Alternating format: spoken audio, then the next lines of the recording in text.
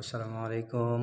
সাথে আছি মোহাম্মদ আলিম ইসলাম। এই মুহূর্তে আপনাদের দেখানোর জন্য চলে এসেছি চাঁপাইনবাবগঞ্জ জেলার ঐতিহ্যবাহী তোহাখানা নামে যেটি পরিচিত, সেই তোহাখানা। ডান হাতে এটি মসজিদ দেখতে পাচ্ছেন এবং বাম হাতে এখন আমি আপনাদের দেখানোর জন্য নিয়ে যাব। এটি হচ্ছে অজুখানা। বাম হাতে এখন যেটি দেখতে পাচ্ছেন, এটি বাম কর্নারে মসজিদ আছে।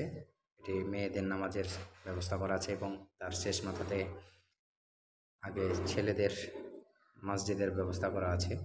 কিন্তু এই গেটটি দিয়ে ঢোকা সম্ভব না এই মুহূর্তে, কারণ গেটটিতে তালা মারা আছে। কিন্তু গেটের ভিতরে আমি আপনাদের কিছু দেখানোর চেষ্টা করব। যেটি দেখতে পাচ্ছেন এখন এই মুহূর্তে, এটিকে আগের সময় বলা হতো হাম্মামখানা, অর্থাৎ বর্তমানে আমরা বলি সুইমিং পুল। এটিতে আগে পানি থাকতো, এখন শুকনো। আর দেখতে পাচ্ছেন ভিতরের দৃশ্যগুলো সিধা পড়ে গেছে বৃষ্টিতে। ওয়ালগুলো অনেকটা প্রায় খারাপ দেখতে লাগছে, সিধা পড়ে আছে কালো কালো হয়ে।